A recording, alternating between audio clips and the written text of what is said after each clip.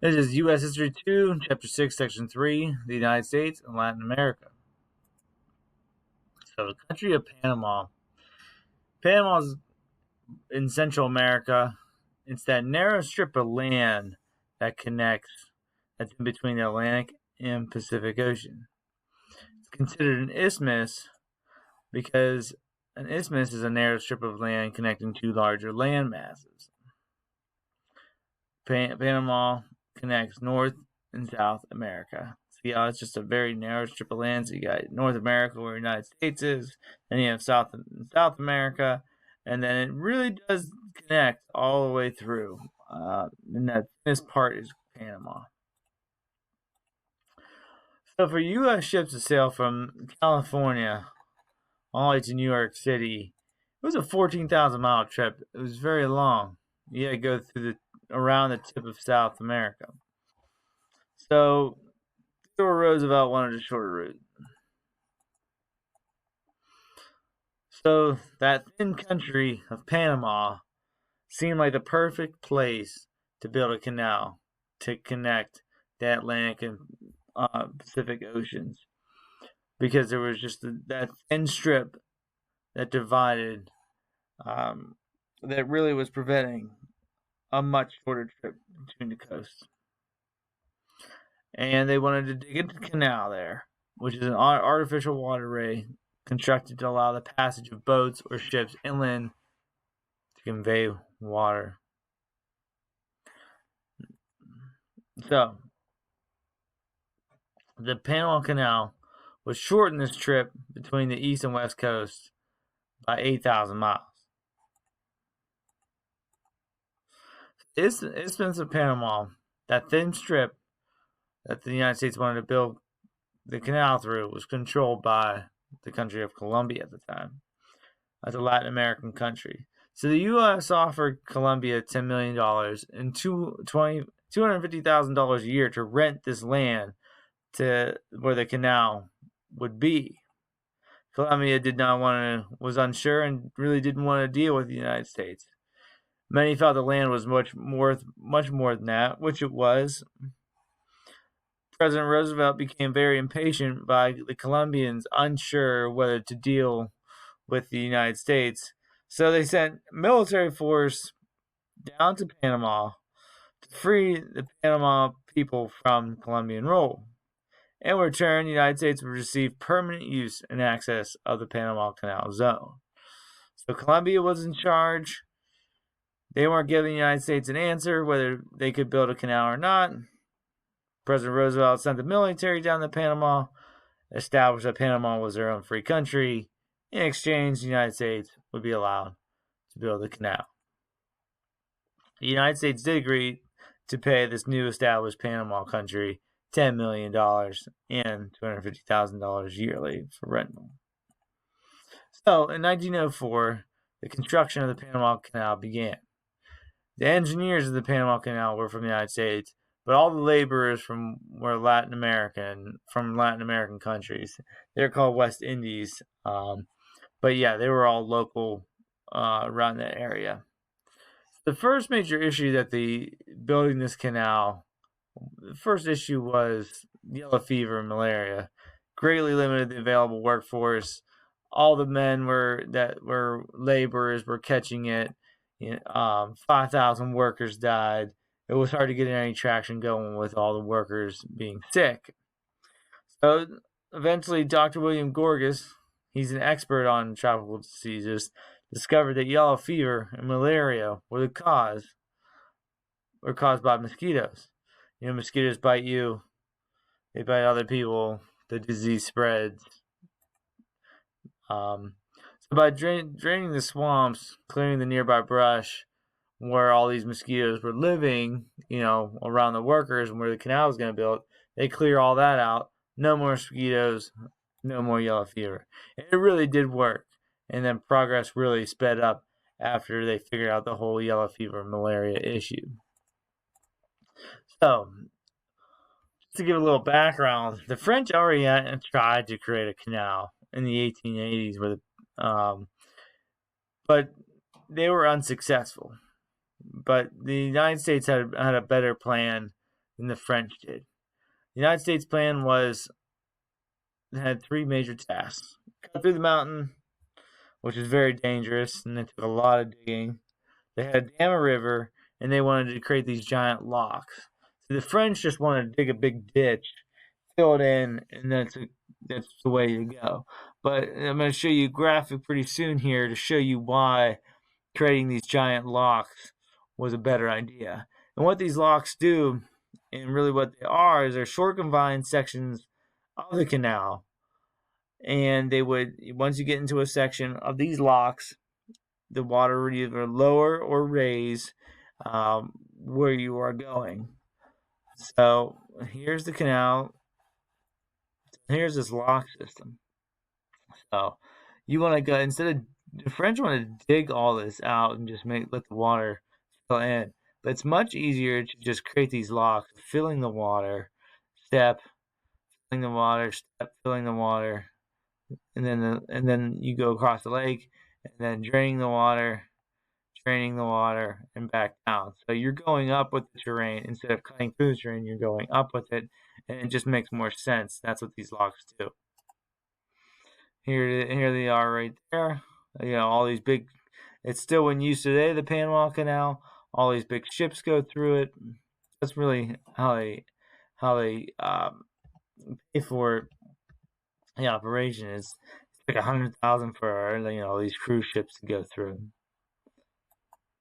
But you can see this is a picture of, it's lowering, so it's higher. It's gonna be drained. Then you can go to a lower down. All right, the Panama Canal took 10 years. 56,000 workers helped build the Panama Canal, and there was 5,000 deaths. The project was $350 million, and it was the most expensive project to date for the U.S. The canal, although expensive, it instantly increased trade for the United States because of that shorter travel time. And the U.S. was in control of the Panama Canal until 1999, when the U.S. finally gave the country of Panama full control of the operation. Just not that long ago, almost 100 years, the United States was in control of it. Now it's fully under control of the Panama government. And the Panama Canal is considered one of the 7 wonders of the modern world. It's still in use today. It is truly amazing. And if you take a cruise ship, you can definitely go on it. Showing you what it did. I cut that 8,000 miles. It's truly remarkable. So, President Roosevelt, he was a boastful guy, and he liked the phrase "speak softly and carry a big stick," and that's an African proverb that he liked.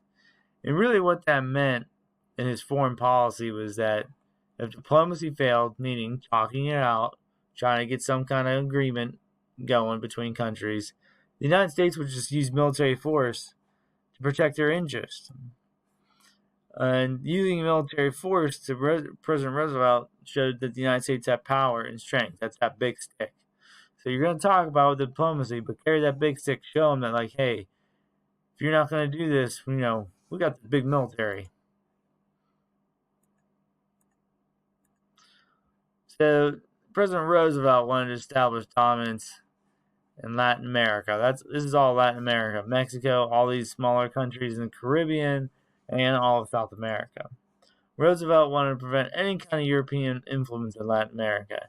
At this time, Europeans were taking over a lot of Asia, and they wanted to work their way in and continue to control parts of Latin America. But the United States and President Roosevelt felt, hey, this is considered the Western Hemisphere. This is United States territory. Get out. So the Roosevelt corollary. This is what Roosevelt's kind of plan and ideology. It's the United States would intervene in any Latin American countries where European powers sought to collect debts or whose government were unstable. If any kind of European country wants to come over and start taking over countries, U.S. wasn't going to happen. So this is what's happening here. Here's Roosevelt. He's pointing a gun at the king. He's like, hey, you can't come in here and try to take over these poor, struggling countries. This is United States turf. Yeah, this is just showing, Roosevelt corollary. Hey, look, you ain't coming in. You ain't gonna, um, take advantage of these countries. This is United States territory.